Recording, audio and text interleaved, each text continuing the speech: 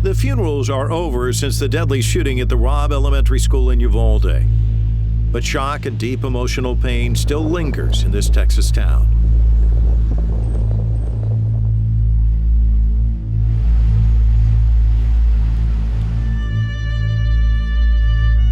The world now knows Uvalde as the place where a gunman fired a high-powered AR-style assault rifle, killing 21 innocent people. When you can't walk, when you can't get up. Many residents wonder if they can ever get back to life as it was before the massacre. Details about the attack continue to emerge. In a video testimony, one of the survivors, 11-year-old Maya Cerrillos, told U.S. lawmakers how she used her dead friend's blood to survive the massacre. He shot my friend that was next to me, and I thought he was going to come back to the room, so I grabbed the blood and I put it all over me. And what did you do then when you put the blood on yourself? Just stay quiet, and then I got my teacher's phone and called 911. And what did you tell 911? I told her that we need help and to send the police in our classroom. The 18-year-old gunman, Salvador Ramos, was a local high school student. Those who knew him say he was a bullied loner, but he had no criminal or known mental health issues. He purchased 2 AR-style assault rifles and ammunition in May, just days before he opened fire.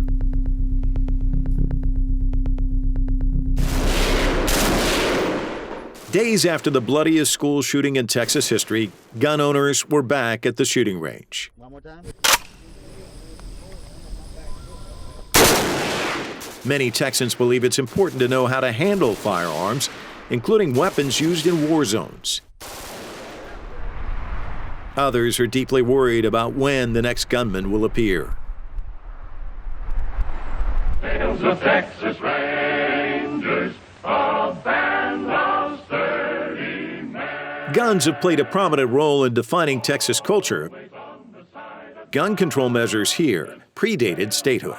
In 1874, In 1870, Texas laws largely prevented slaves and Native Americans from owning firearms.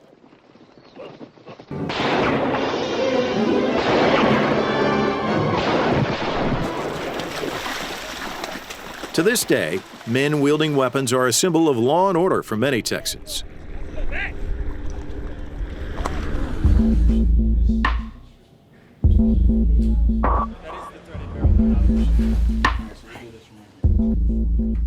This is Central Texas Gunworks, an Austin-based gun shop owned by Michael Cargill. He spends his days talking with customers about the proper use of firearms. Well, in Texas, we are a pro-Second Amendment state, so it's all love for us here in Texas.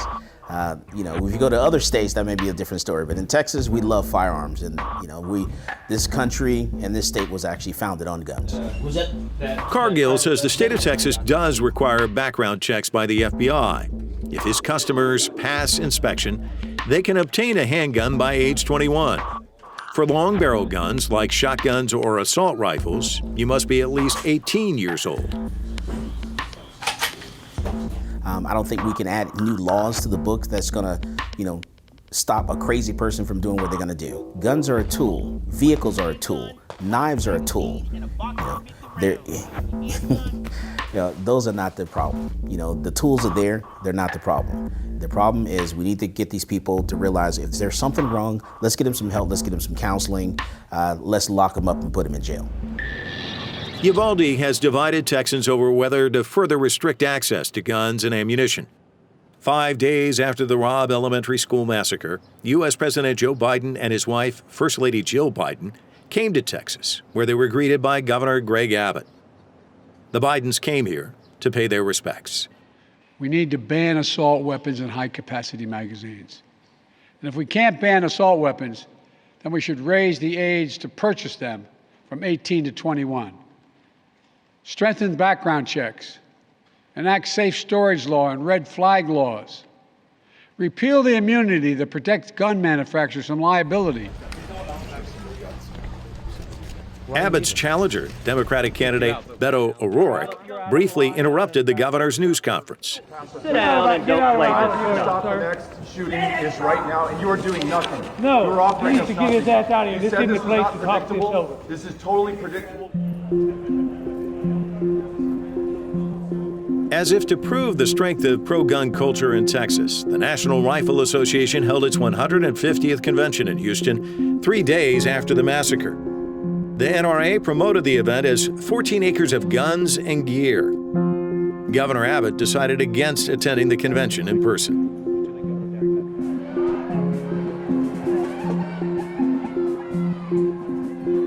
Many who did come support the Republican Party's strong shift to the extreme right.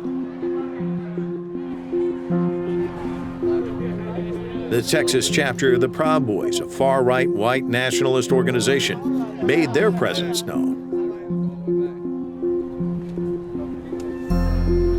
Also in attendance, former U.S. President Donald Trump, who received $30 million from the NRA for his 2016 presidential campaign. Trump gave his plan for preventing more school shootings. What we need now is a top-to-bottom security overhaul at schools all across our country. Every building should have a single point of entry. There should be strong exterior fencing, metal detectors, and the use of new technology to make sure that no unauthorized individual can ever enter the school with a weapon. And above all, from this day forward, every school in America should have a police officer or an armed resource officer on duty at all times. Shut it down! Shut it down! Shut it down! Across the street and behind 2 layers of police barricades, protesters on the other side of this debate blamed the NRA for widespread gun violence in Texas. No Trump, no KKK, no fascist USA!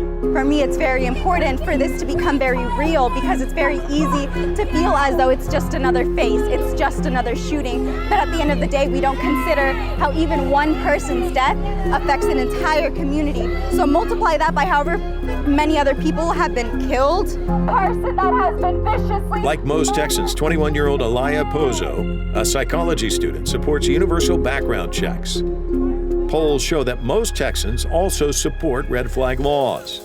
Telling people that you want to take away their guns in Texas is terrible. They don't want to listen to that. And so my second alternative to that is as much legislation as possible to make it difficult for people to have access to weapons like this.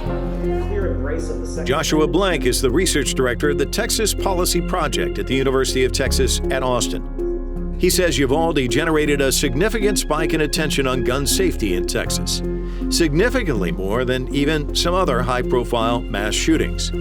But attention to the problem also waned more quickly.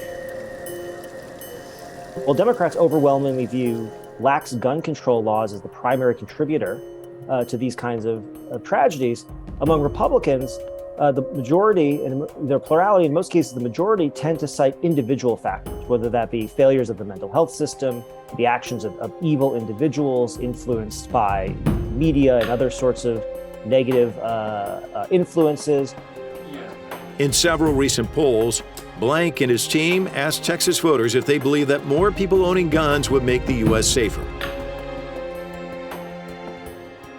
Is that about 3/4 of Democrats believe that this would make the U.S. less safe, and almost 2/3 of Republicans think it makes the U.S. more safe.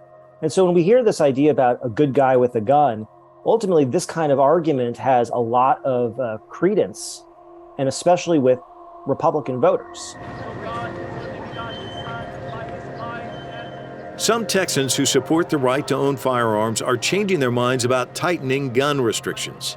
That's the case with actor Matthew McConaughey, who is from Uvalde. He and his wife traveled after the massacre. They heard stories about the victims. One stood out.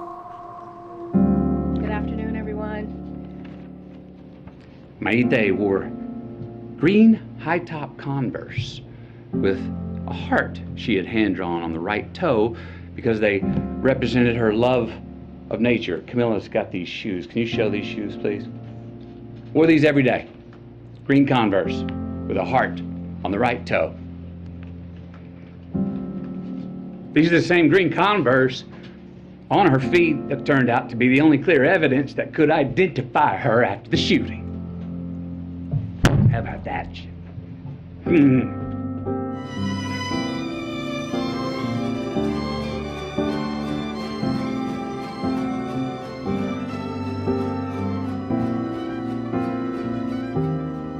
Gun violence has left a permanent mark on this small Texas town. A mostly Mexican-American community continues to mourn its dead, and many here wonder if this terrible incident might somehow change the hearts and minds of others in Texas when it comes to firearms restrictions.